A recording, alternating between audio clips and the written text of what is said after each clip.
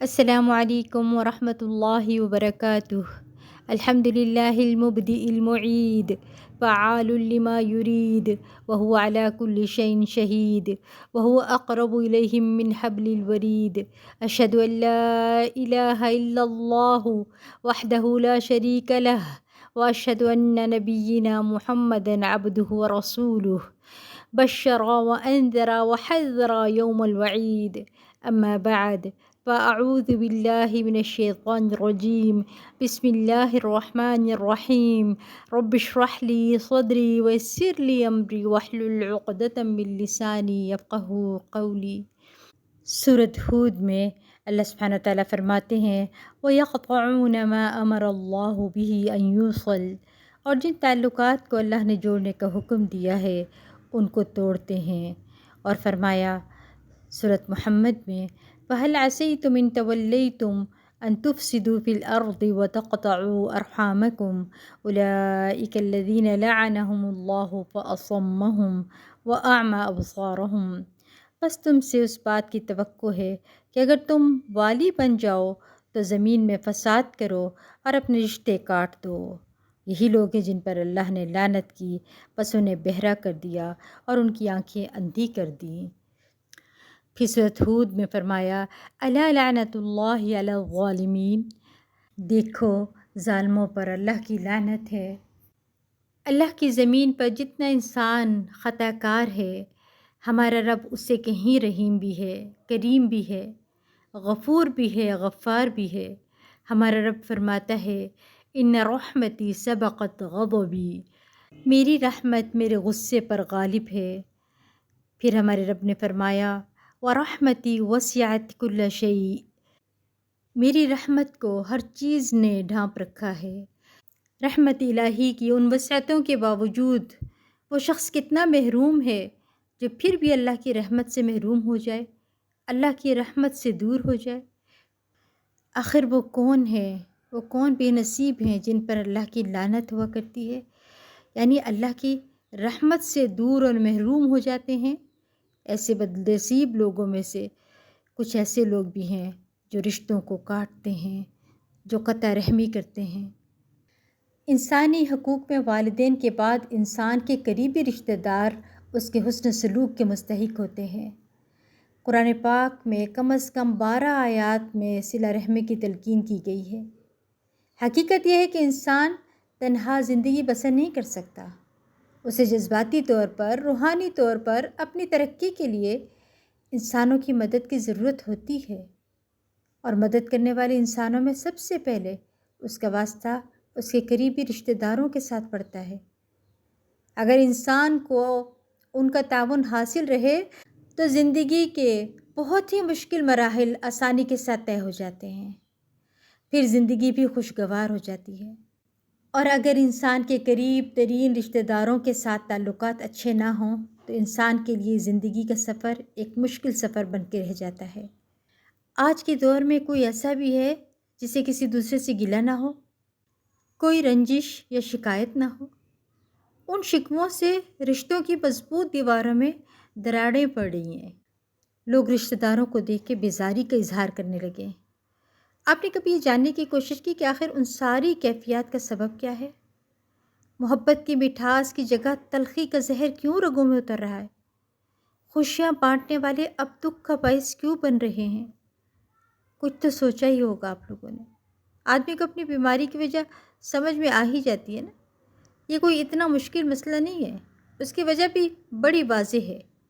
ایک تو کہ اختلاف، جھگڑے اور رنجش کی ایک ہی وجہ ہوتی ہے، کسی کا حق نہیں دیا ہوتا یا کسی کا حق چھینا ہوتا ہے۔ اور آج کے دور میں یہ فلسفہ ہر کسی کے ذہن میں جگہ بنا چکا ہے کہ دوسروں کو حق دینا نہیں اور اپنا حق چھوڑنا نہیں۔ یہی فساد کی بنیادی جڑ ہے۔ جب بندوں کے حقوق پورے نہیں دیے جائیں گے، ان کے حقوق پامال کیے جائیں گے، ان کے حقوق سے روگردانی کی جائے گی تو رشتے اور بندھن کمزور ہی ہوں گے نا پھر۔ جبکہ اسلام نے رشتہ داروں کے حقوق کی ادائیگی پر بڑا زور دیا ہے، اس کا مطلب ان کے ساتھ حسن سلوک کرنا، ان کی خبر گیری کرنا اور ان کے ساتھ ہر قسم کا تعاون کرنا ہے۔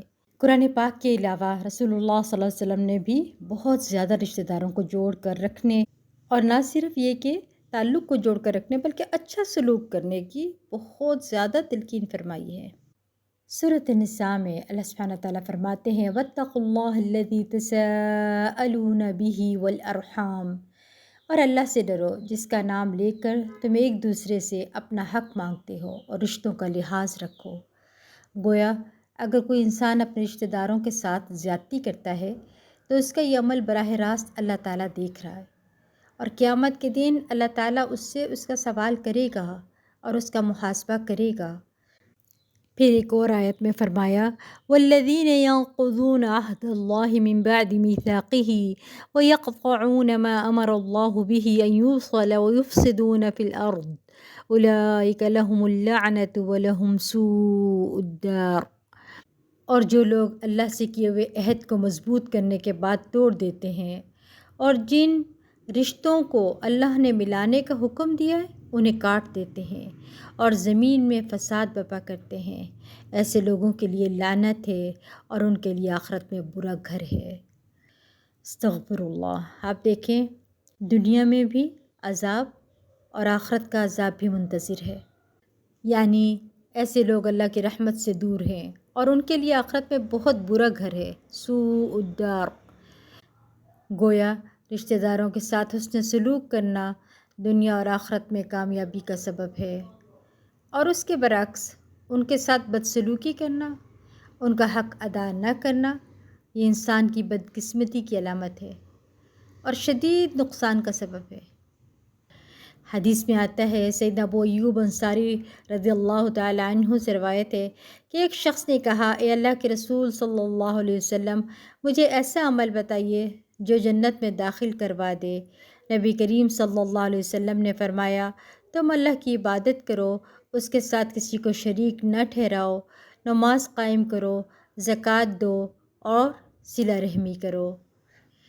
تو اس حدیث سے بھی یہی بات سمجھ آتی ہے کہ جنت میں لے جانے والا عمل اور جہنم سے دور کرنے والا عمل رشتہ داروں کے ساتھ حسن سلوک ہے۔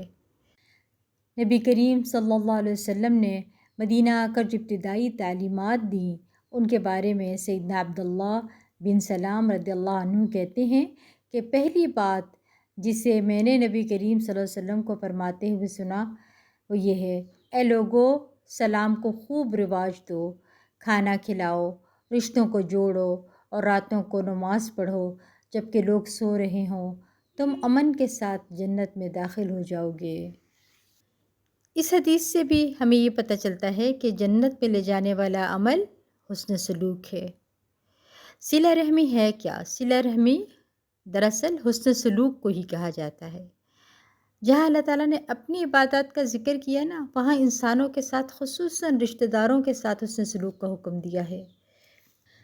ایک اور حدیث میں آتا ہے رسول اللہ صلی اللہ علیہ وسلم نے فرمایا، اللہ تبارک و تعالیٰ نے فرمایا کہ میں اللہ ہوں اور میں ہی رحمان ہوں، میں نے ہی رحم رشتہ کو پیدا کیا ہے اور اس کا نام اپنے نام رحمان سے نکالا ہے، تو جو اسے جوڑے گا میں بھی اسے جوڑوں گا اور جو اسے کاٹے گا میں بھی اسے کاٹ دوں گا۔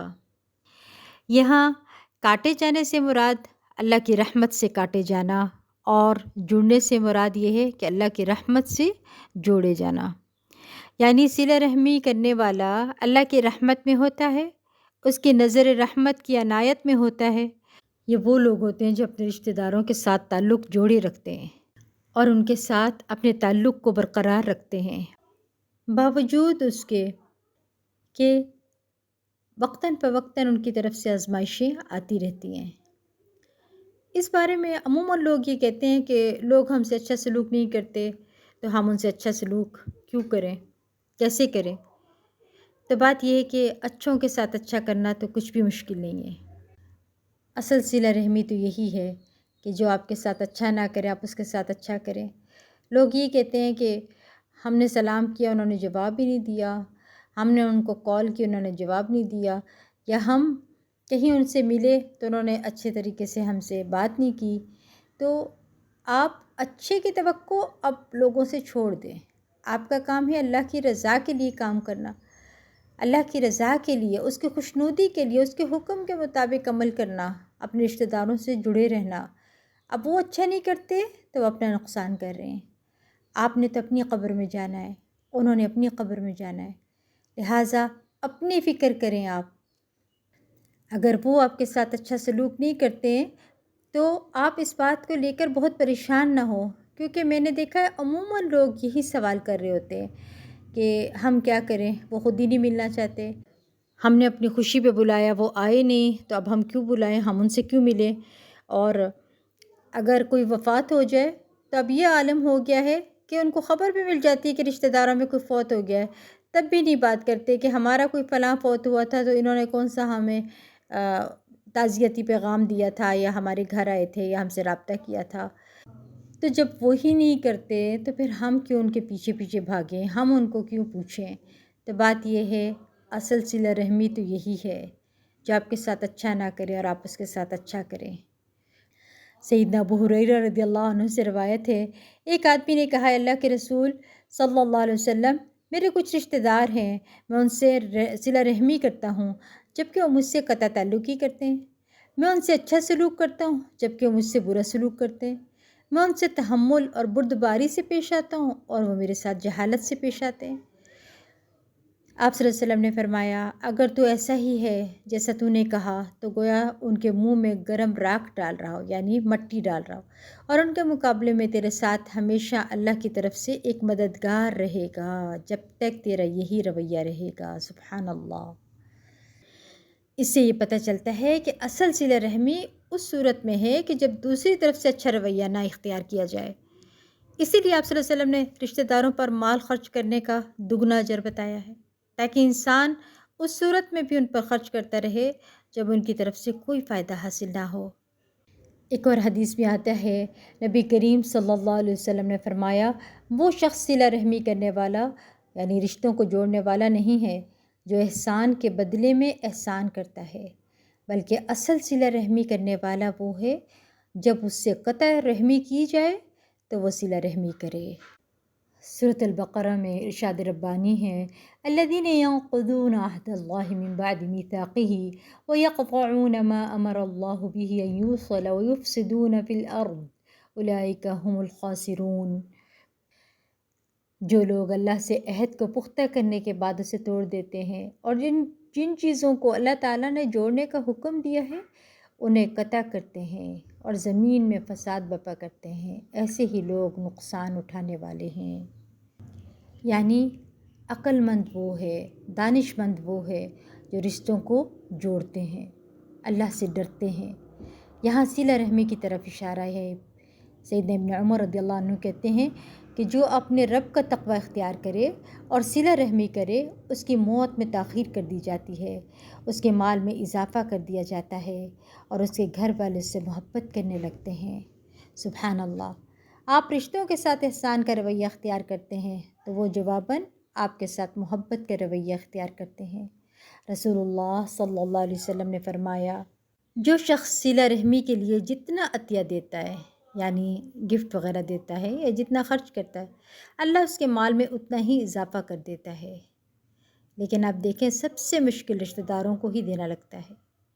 دوست احباب کو تحفے تحائف دیے جاتے ہیں، اپنی ذات پر بھی، اپنے بچوں وغیرہ پر بھی خرچ کر لیتے ہیں، لیکن بہن بھائیوں اور ان کے بچوں اور جو صلہ رحمی کے مستحق ہیں ان کا عام طور پر خیال ہی نہیں رکھتے۔ اور تحفے تحائف ہمیشہ دیتے رہنا چاہیے، ضروری نہیں ہوتا کہ کوئی محتاج اور فقیر ہی ہو تو اس کو دینا ہے، نہیں، بلکہ ہر ایک سے محبت کی خاطر کہ ہمارے تعلقات اچھے رہیں تو ضرور دینا چاہیے، کیونکہ اس کا دوہرا اجر ہے، دنیا میں بھی فائدہ، مال میں اضافہ ہو جاتا ہے، عمر میں اضافہ ہو جاتا ہے، اور آخرت میں حساب جو ہے وہ آسان ہو جاتا ہے۔ سیدنا ابو ہریرہ رضی اللہ عنہ سے روایت ہے کہ وہ کہتے ہیں، میں نے رسول اللہ صلی اللہ علیہ وسلم کو فرماتے ہوئے سنا، جو یہ پسند کرے کہ اس کی روزی میں کشادگی اور اس کی عمر میں تاخیر یعنی اضافہ کی جائے تو اسے چاہیے کہ صلہ رحمی کرے۔ آپ دیکھیں کہ ان دو چیزوں کا ہر شخص حریص ہوتا ہے کہ اس کے رزق میں برکت ہو، زیادہ سے زیادہ رزق ہو، اور دوسرا یہ کہ لمبی عمر پا کر زیادہ دن اس دنیا میں جینے کا موقع مل جائے۔